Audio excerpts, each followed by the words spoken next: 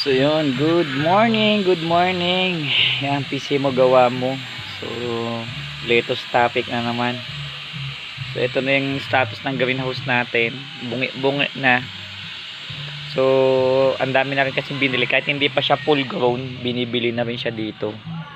So, kaya nagkaganyan. So, ina-alternate kaya malaki, maliit, malaki. Eh, kaso nangyari, binibili na siya ng maaga.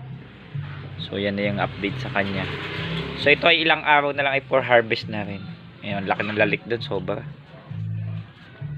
Ang laki ng dahon. Oh. So ayan. So grabe naman lalik na to. Tingnan na natin to. Ito yung lalik, lumalaki na din siya to. Normal. Ito laki, sobra. May mga lalik pa din doon. So ayan, dyan yung update.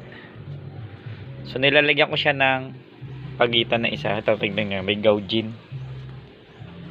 Ganda. Brown, ano yan? Red lettuce. Oh. Laki.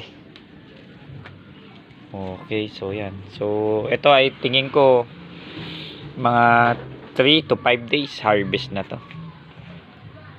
3 to 5 days harvest. Yan, ang laki din ito. Isa na to.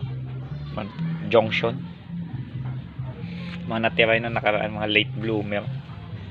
Ito naman yung mga seedling ko ng romaine yan, mga 8 days. Laki niya na. Ito hindi pelletize siya, hindi pelletize, ano siya, normal na buto. Ito pa rin yung bansot ko na olmeti.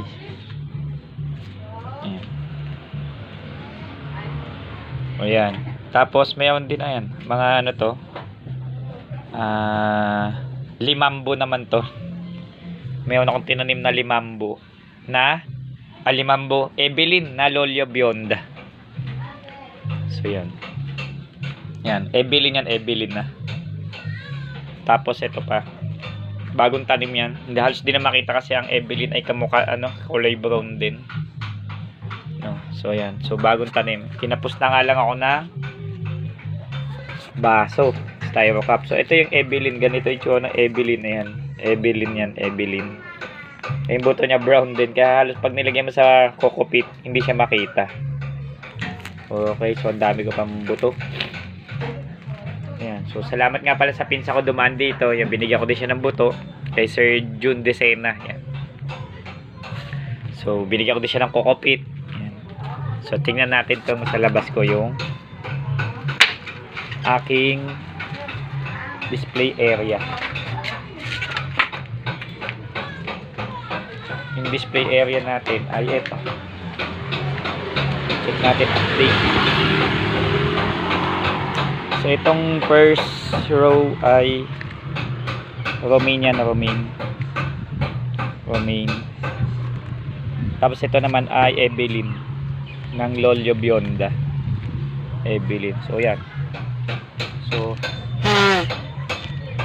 wala akong display ngayon ng mga malalaking for harvest kasi pinapalaki ko pa sa likod, kulang pa siya ng 5 days. So yan, so yan yung aking display area. So ginawa ko ng taniman. Okay, yan lang update sa ating lettuce. Alex Lettuce Inakap. Okay, PC mo gawa mo, don't forget to subscribe.